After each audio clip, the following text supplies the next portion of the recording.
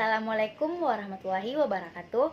Perkenalkan, saya Novianti Ramadhani dari Universitas Negeri Makassar, jurusan Psikologi Pendidikan dan Bimbingan, program studi bimbingan dan konseling dari Fakultas Ilmu Pendidikan.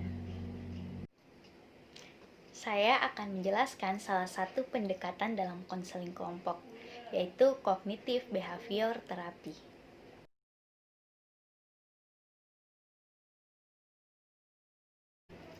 Cognitive Behavior Therapy pada dasarnya berasumsi bahwa reorganisasi atau penyesuaian kembali pada diri seseorang akan menghasilkan sebuah corresponding reorganisasi yang sesuai dengan perilaku seseorang tersebut. Menurut Meichenbaum pada tahun 1977 menuliskan bahwa dalam sebuah bingkai kerja teori pembelajaran kognisi atau sifat bawaan yang dimiliki oleh klien merupakan perilaku eksplisit yang dapat dimodifikasi sesuai hak mereka. Hanya perilaku yang benar-benar nyata yang dapat diobservasi secara langsung, sehingga teknik-teknik behavioral seperti operan conditioning, modeling, dan behavioral rehearsal juga dapat diaplikasikan untuk pemikiran dan dialog internal yang lebih samar dan subjektif. Pada pendekatan kognitif behavioral didiskusikan dalam bagian ini terdiri dari berbagai macam strategi sebagai sebuah bagian dari penggabungan sandiwara atau opera mereka.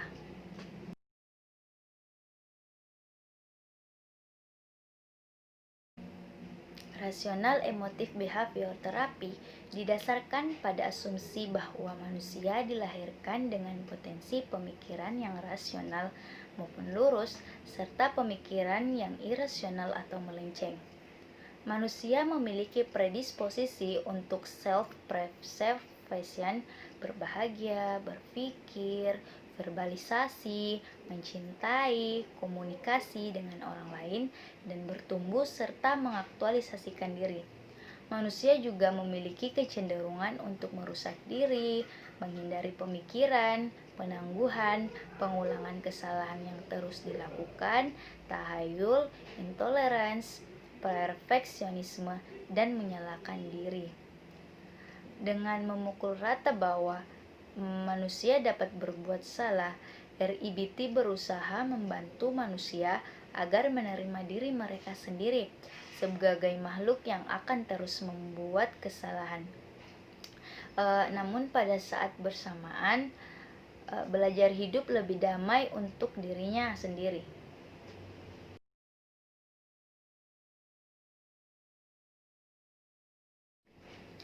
Menurut Ellis, tujuan kognitif behavior therapy, kita memiliki kecenderungan yang kuat tidak hanya untuk mencap tindakan dan perilaku kita baik atau buruk, bernilai atau sia-sia, namun juga mencap diri kita sebagai manusia keseluruhan berdasarkan performa kita.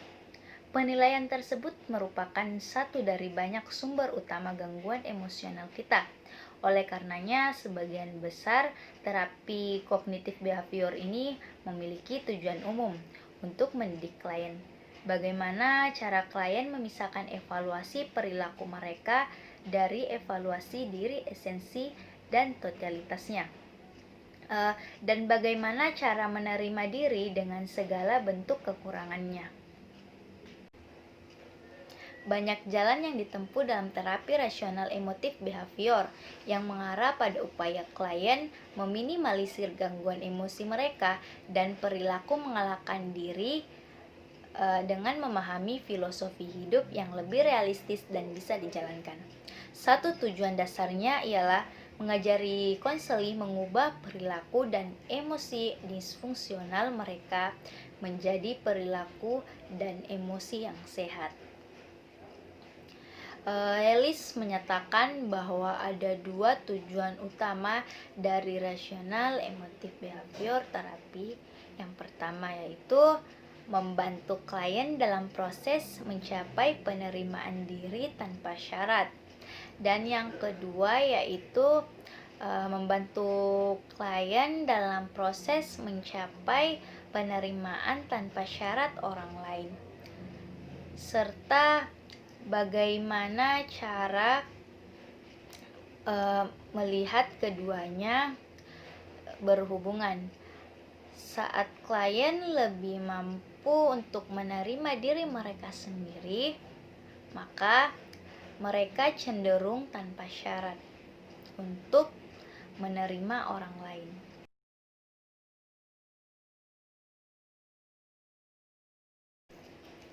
Peran dan fungsi konselor dalam pendekatan ini memiliki tugas khusus, dan tahap yang pertama ialah menunjukkan klien bahwa mereka lebih menggabungkan banyak sebaiknya, seharusnya, dan seharusnya yang irasional. Konseli belajar mengubah harus yang kaku ke dalam preferences. Konselor mendorong dan sering membujuk konseli agar melakukan aktivitas yang akan menyembuhkan keyakinan pengalahan diri mereka. Kemudian pada tahap yang kedua dalam proses ini ialah mendemonstrasikan bahwa konseli mempertahankan gangguan emosi mereka yang aktif dengan meneruskan berpikir secara tidak logis dan tidak realistis. Dengan kata lain, karena konseli mempertahankan reindoktrinasi diri, maka mereka bertanggung jawab penuh terhadap neurosis mereka. Sekedar menunjukkan pada klien bahwa mereka memiliki proses yang tidak logis saja tidaklah cukup. Namun agar konseli atau klien bisa berkata bahwa sekarang saya paham bahwa saya memiliki ketakutan akan kegagalan dan bahwa ketakutan ini dilebih-lebihkan dan tidak realistis, namun saya tetap merasa takut gagal.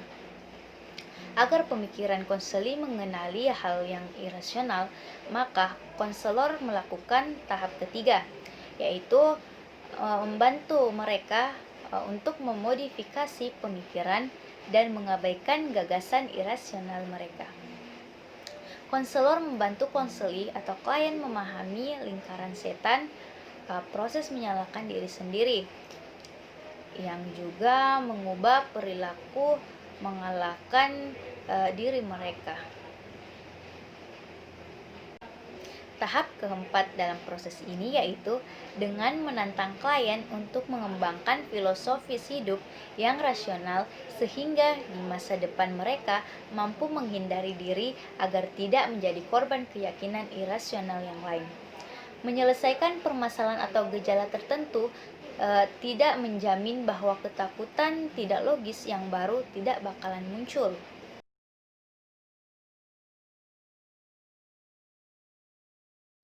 Hubungan antara konselor dan konseli pada pendekatan ini tidak perlu membutuhkan hubungan yang kuat.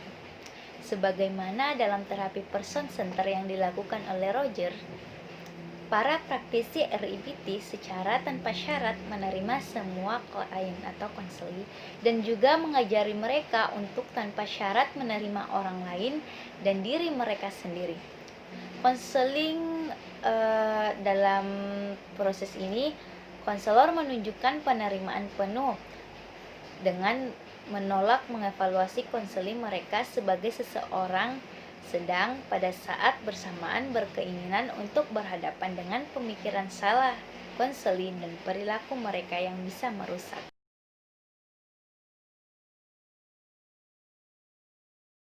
Tahapan konseling kelompok kognitif behavior terapi terdiri dari 3 tahapan. Yang pertama itu tahapan awal, di mana pada tahap ini membantu anggota berkenalan, berorientasi, meningkatkan motivasi anggota kelompok, memberikan rasa harapan bahwa perubahan itu mungkin ada, mengidentifikasi masalah untuk eksplorasi, menciptakan rasa aman, dan membangun kohesi dari awal. Yang kedua yaitu tahap kerja atau kegiatan, di mana pada tahap ini anggota kelompok merencanakan treatment dan teknik aplikasi. Perencanaan treatment yakni memilih strategi prosedur yang paling tepat di antara strategi khusus yang telah terbukti efektif dalam mencapai perubahan perilaku. Dan yang ketiga, tahap akhir, yaitu final stage. Pada tahap ini, anggota kelompok memberi dan menerima umpan balik, memberikan banyak kesempatan untuk mempraktekkan perilaku baru dan lebih efektif dalam belajar lebih lanjut, dengan mengembangkan rencana spesifik tindakan untuk melanjutkan penerapan perubahan pada situasi di luar kelompok. Berdasarkan tahapan konseling kelompok kognitif behavior terapi tersebut, maka setiap pertemuan sesi konseling dengan teknik pasif musik terapi dan aktif musik terapi dilengkapi dengan struktur tahapan konseling yang dimulai dari tahap awal hingga tahap akhir.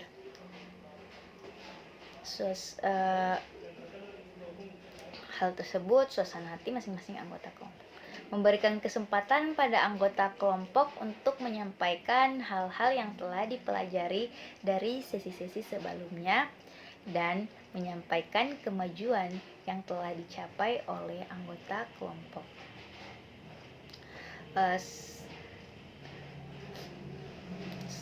Selama pertemuan-pertemuan yang telah dilakukan.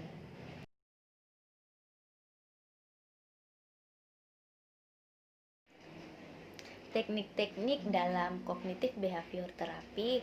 Yang pertama, desensitization systematic merupakan teknik hipnoterapi untuk merubah respon takut dan cemas dengan respon relaksasi. Langkah-langkah untuk mengubah respon tersebut dengan cara mengemukakan permasalahan secara berulang-ulang dan berurutan dari respon takut terberat sampai yang teringan. Teknik ini digunakan untuk mengurangi intensitas emosional konseli agar konseli mampu berpikir, merasa, dan bertindak dengan sehat. Yang kedua, dissociation. Teknik ini mengajak konseli membayangkan dirinya menjadi seorang pengamat terhadap permasalahan yang sedang dihadapi dari sudut pandang lain. Teknik ini membawa konseli menemukan proses kognitif yang menyimpan atau permasalahannya serta membandingkan pandangan dari sudut pandang yang lain sampai konseli menemukan cara solusinya sendiri. Teknik yang ketiga ialah ideosensory. Konselor membimbing konseli untuk mengungkap keterangan tersembunyi dengan menggunakan respon yang diinterpretasikan dalam bentuk rasa atau sensasi dan gerakan fisik. Teknik ini digunakan untuk menggali informasi yang diperlukan sebagai alat bantu hipnoterapeutik lainnya. Kemudian teknik yang terakhir yaitu part terapi. Part terapi ini merupakan teknik hipnoterapi dengan cara memisahkan dua bagian permasalahan yang bertentangan dalam diri manusia, kemudian mengintegrasikannya agar selaras dan dapat mendukung untuk mencapai target yang telah ditetapkan. Itulah penjelasan dari materi kognitif behavior terapi. Lebih dan kurangnya mohon dimaafkan. Mudah-mudahan dapat bermanfaat. Wabillahi taufiq wal hidayah. Wassalamualaikum warahmatullahi wabarakatuh.